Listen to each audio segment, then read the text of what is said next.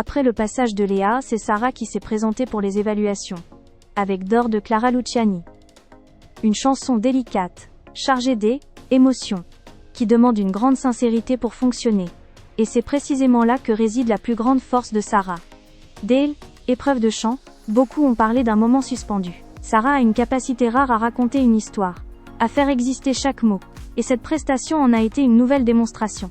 L'interprétation était profonde, habitée, presque douloureuse par instants.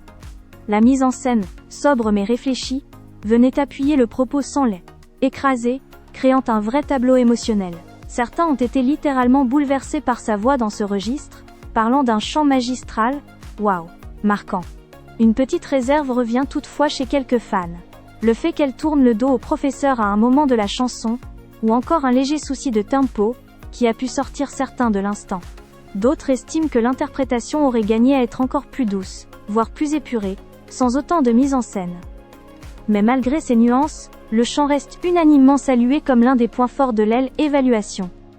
En danse, Sarah a proposé quelque chose de gracieux, sensible, très en lien avec l'univers de la chanson.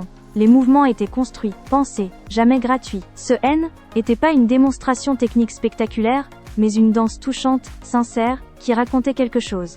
Certains trouvent la proposition assez simple, presque évidente pour elle, mais reconnaissent qu'elle fonctionne pleinement, grâce à la justesse de l'intention, et à la cohérence avec le reste du tableau. C'est peut-être en théâtre que Sarah a le plus surpris. Son jeu autour du deuil, sobre, contenu, sans excès, a profondément touché une grande partie du public.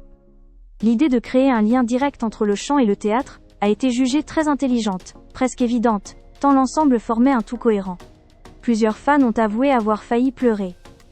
D'autres sont un peu plus réservés, estimant que certaines idées rappelaient des propositions déjà vues, notamment celle d'Ambre avec la lettre, mais reconnaissent malgré tout la force émotionnelle du moment. Au global, beaucoup parlent d'une évaluation brillante, poétique, intelligente, presque irréprochable. Certains vont jusqu'à la qualifier comme l'une des meilleures évaluations de toute l'histoire de l'émission. Un moment dont on se souviendra longtemps, disent-ils. Évidemment, quelques voix restent plus mitigées, soulignant que cette semaine est particulièrement relevée, et que chaque détail compte, surtout pour déterminer un top 3. Mais même parmi les plus critiques, une chose revient. Sarah a marqué les esprits. Pour résumer le ressenti général, on a assisté à un grand moment de télévision.